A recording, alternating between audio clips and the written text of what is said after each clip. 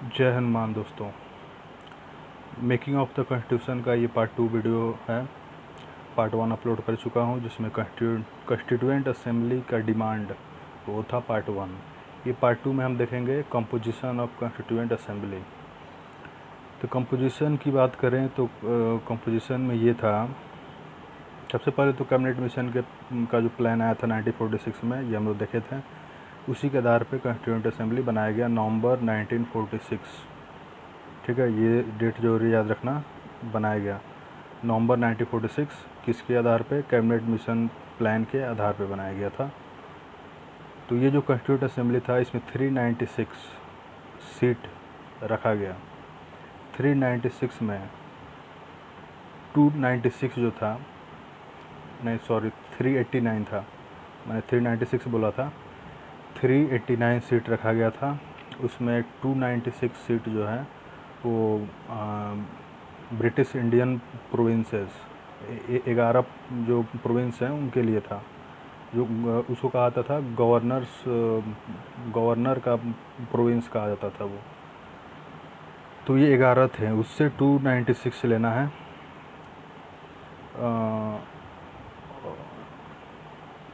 296 जो है वो ब्रिटिश इंडिया के लिए हो गया, और 93 सीट जो था वो प्रिंसली स्टेट के लिए था।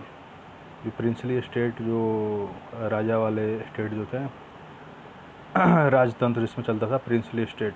और वो जो 296 था उसमें 292 जो था वो 11 गवर्नर के लिए, गवर्नर प्रोविंस के लिए रिजर्व था। और बाकी 4 जो सीट था 296 में वो था 4 कमिश्नर, चीफ कमिश्नर प्रोविंस। ठीक है, तो 296 सीट था ब्रिटिश इंडिया के लिए, 93 था प्रिंसली स्टेट के लिए। 296 में 292 था 11 गवर्नर के प्रोविंसेस के लिए, और 4 जो था वो चीफ कमिश्नर प्रोविंस के लिए था। 292 प्लस 4 296 और प्लस 93 प्रिंसली स्टेट वाला, सब मिला के 389। तो ये हो जाता था। अब हर एक जितने भी प्रोविंस थे और जितने भी प्रिंसली स्टेट थे, सबके अंदर जो है कम्युनिटी के आधार पे डिसाइड किया गया था, सीट डिस्ट्रीब्यूट किया गया था। मतलब हर एक कम्युनिटी के लिए कुछ सीट दिया गया था। हिंदू नहीं, 3 ग्रुप में बांटा गया था, मुस्लिम, सिख, जनरल। जनरल में हिंदू आ जाएगा, बौद्ध, जैन या छोटे मोटे जो भी हैं सभी आ जाएंगे जनरल में। तो ये 3 ग्रुप बांटा गया था। 3 प्रिंसिपल कम्युनिटी, मेन कम्युनिटी यही माना गया 3, मुस्लिम, सिख, जनरल। तो इसमें जितने प्रोविंस थे और जितने भी प्रिंसली स्टेट थे उसमें लगभग 1 मिलियन पॉपुलेशन पे एक सीट रखा गया था।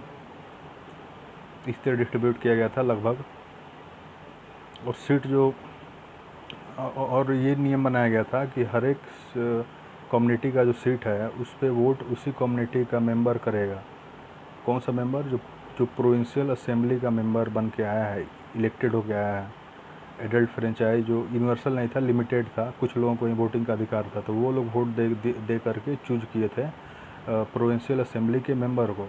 तो वो जो मेंबर है वो अपने कम्युनिटी के ही कैंडिडेट को वोट करेगा। जो मुस्लिम है मेंबर, मुस्लिम को वोट करेगा, एक जनरल, सिख, ऐसे करके तो अपने कम्युनिटी के लिए वोट करेगा वो। और ये जो है वोटिंग जो होता था वो होता था किस आधार पे?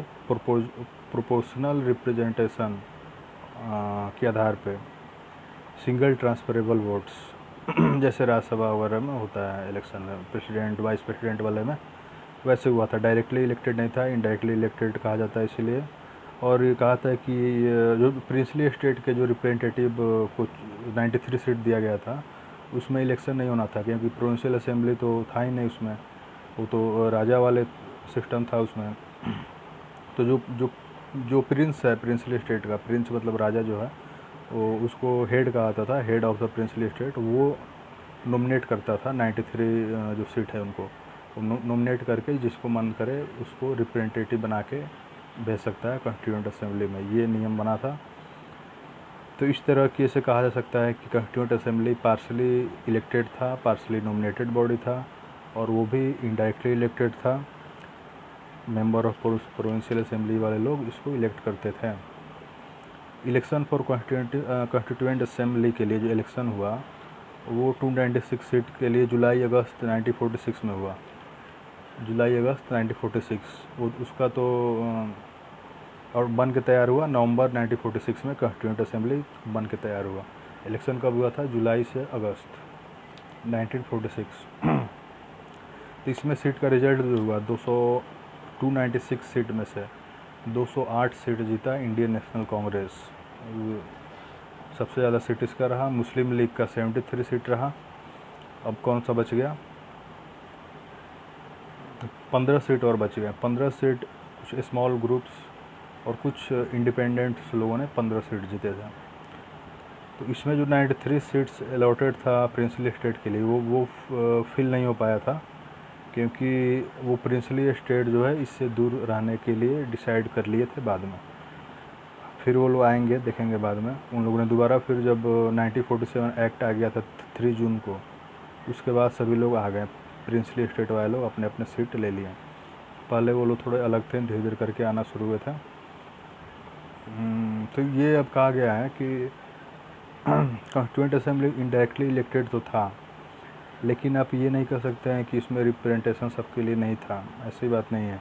जितने भी असेंबली हैं, जितने भी मतलब मेन सेक्शन है, मेन सेक्शन नहीं, ऑल सेक्शन ऑफ सोसाइटी, सभी लोग रिप्रेजेंटेशन सबको मिला था कॉन्स्टिट्यूएंट असेंबली में, चाहे हिंदू, मुस्लिम, सिख, ईसाई, बौद्ध, जैन और शेड्यूल कास्ट, SC ST, और फिर हो गया वुमेंस को भी मिला था, एंग्लो इंडियंस को भी मिला था, इंडियन क्रिश्चियन को भी मिला था, पारसी को भी मिला था। सबको इंडियन असेंबली में, कॉन्स्टिट्यूएंट असेंबली में सबको सीट मिला था। इसलिए आप ये नहीं कह सकते हैं कि ये कोई अच्छे तरीके से कंपोजिशन उसका हुआ था। आप क्रिटिसाइज इसमें नहीं कर सकते हैं कि एडल्ट फ्रेंचाइज के बेस पे नहीं हुआ।